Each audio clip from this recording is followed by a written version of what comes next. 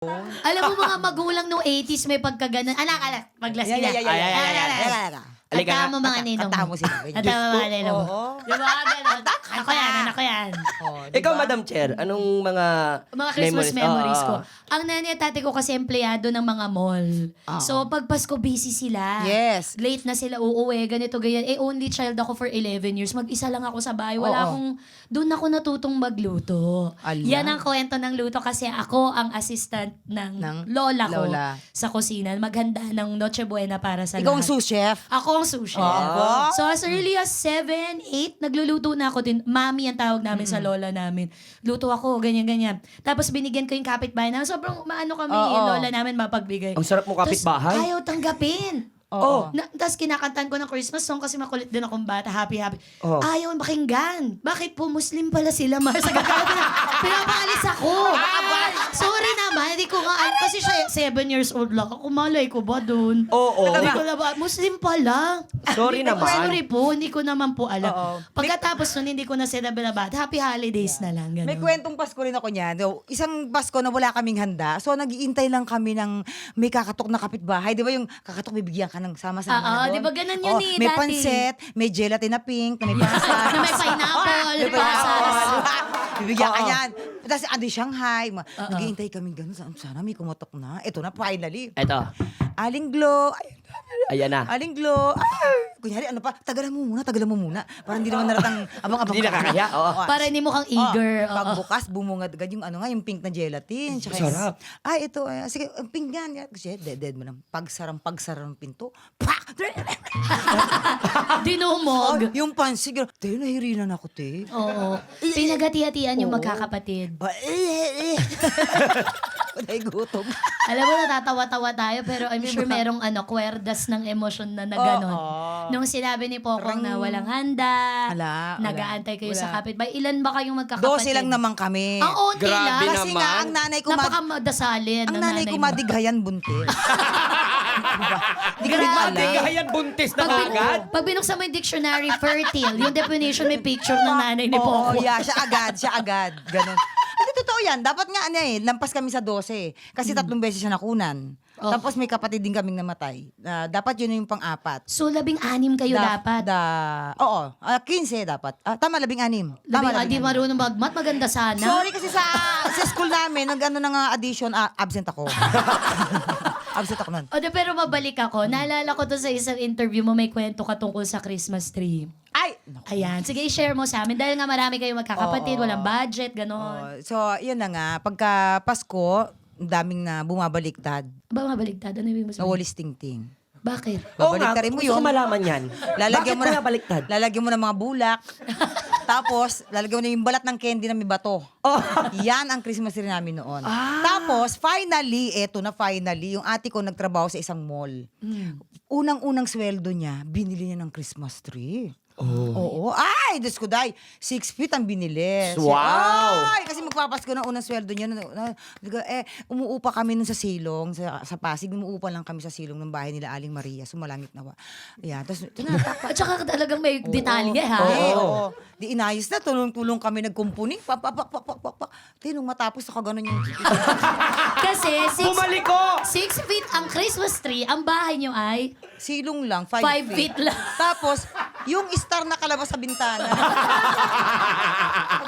doon. Aray ko. Tapos, ang nanay ko laging puyat. Bakit? Kasi yung pwesto ng Christmas tree, doon siya natutulog. Wala sa tulog. Imagine 12 na magkakapatid sa isang silong ng bahay. Pero may 6 feet na Christmas Sorry tree. kayo. Na nakasay. Kung meron may pagmamalaki ang aming eto Christmas na, tree. Tapos noon, December 26, binibenta na. Ha? Wala na kami masaing. Binenta na yung Christmas tree. So, isang araw mo lang na-enjoy yung puno na nakatagilid ba? Yung star, ginaganon po ng mga kapitbahay ko. Hoy, yung star, ginaganon. Diba? May sakit yung puno, may stiff neck. Nakakalataon-tawa na yung mga camera, hindi na nila kaya. Na-imagine nila O, nakaganon totoo yan, dinadaanan lang natin sa comedy, pero totoo yun Oo, maging mahirap. Dinadaan-daan na lang sa Pag-araw ng Kapaskuhan. Pero tinatawa na lang natin, di ba? Totoo. Tama ba? Agree ba kayo? Maging mahirap kapag panahon ng Kapaskuhan. Oo. Doon mo na Daman-daman. mararamdaman. Especially sa mga bata. Bakit mo Oo, nasabi? kasi dati di ko nararamdaman na mahirap kami. Pero pag Pasko doon ako nanino, ay, talaga palang mahirap kami. Wala kami bagong damit, wala kami yung, nakikita mo yung mga, kasi nagtitinda ako ng ticket ng sweepstakes sa Araneta. Oh. Nagtitinda kami dyan, nanonood kami ng yung mga buhay na manikin sa COD. Oo, inaabangan ng lahat Yan, nanonood ako dyan. Bit-bit ko yung paninda ko hanggang sa nananakaw na pala. Oo, nananakawan na pala akong paninda dyan sa Cubao. Tapos, kanya-kanya kaming toka-toka tayo. Ikaw bili ng pampansit, ikaw bili ka ng saka yung mga kikitain namin. Ako ang toka sa akin yung mansanas at saka yung sliced bread, yung tasty. Tasty. Oo. Dahil dito na pauwi na kami. Nakasabit lang kami sa jeep ng Antipolo, yung mga sabit lang. Para ganyan, chuchu pagbaba ko, bukas yung manhole. Dahil hanggang dito yung putik ko, yung dumi-dumi ko, bit-bit ko yung yung tasty tsaka yung mansanas. Oo. Talagang kinapa ko talaga yung mansanas. Hindi pwedeng hindi ako uuwi ng Alam mo, yung nanay ko, nakita ko talaga yung luha niya na ngingilid. Saka ganyan, ba nangyari sa ganyan. Nahulog po ako dun sa imbornal issue niya. Sige na, maligo ka dun. Tapos alam mo, yung nakita ko, hinuhugasan niya isa-isa yung mansanas, di ba? Pero kasi pag Pasko, di ba, maaamoy yung Totoo. mansanas, amoy Pasko, di ba? Oo, lakas baka Christmas. Yun. Tapos yung mga kapitbahay, mag-share lang sa amin ng mga panghanda. Noon pa man maparaan na to si Mariette. Alam mo ba Totoo. na kung Tuso. anong trabaho ang pinasok niya nung kadalagahan? Tuso. Truth. Kaya naman Mabuhay yung lang. blessings mo ngayon, Mama Pang, ano ba to? Mama Piang? Ano? Sorry. Mama Pang, wag talagang nag-uumapaw na, di ba? Kaya deserve mo yun talaga yan. Pero paano naman kaya pag nung wala pa tayo, syempre, kauna-unahang stress natin pag walang pera. Ayan, oo. Aminin natin sa totoo lang. Alam mo, hindi totoo yung sinasabi na yung Money doesn't solve everything. Oo, Money is pero not hindi everything. totoo yan. Money Oo. is not important. hindi totoo. Huwag nating inaano ang pera kasi ang pera po ay isang biyaya. Pinagdadasal nga natin yan di ba? Opo. Tapos pag binigay sa atin, sasabihin nyo, masama yung ganyan. Hindi, kung paano mo po hinahandle yung pera. True. Tama. Paano mo hinahandle yung biyaya, di ba?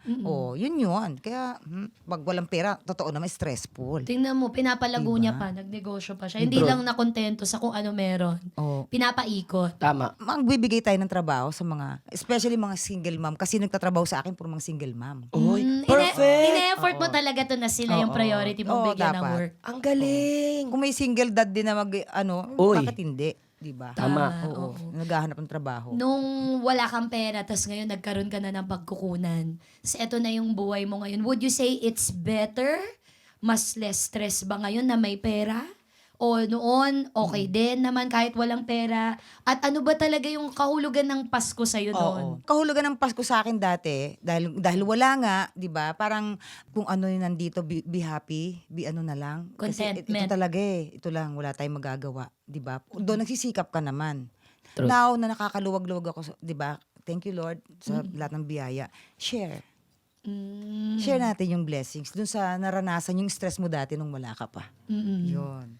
Ba, alam mo kasi yung feeling. Oo, correct. Ako naniniwala ko money is energy. Hindi siya like physical thing lang. Ano yan nagbibigay yan ng karapatan sa'yo. Oo. Huwag tumanggap ng mga bagay na hindi mo gusto. Bili ng mga bagay na nakakapagpasaya or nakakabigay ng kaginhawaan sa Kaya nga. buhay. Deserve. And money in the hands of good people is good money. Nagiging bad lang naman ang money kung nasa bad people. Pag nagiging gahaman ka na. So Lord Peggy, So, wag maging we're kahaman. good. We're good. Please give us money. Please po. At dyan nagtatapos Thank ang you, your Lord. honor. Uy, wala pa! Wala pa Madam pala. Chair.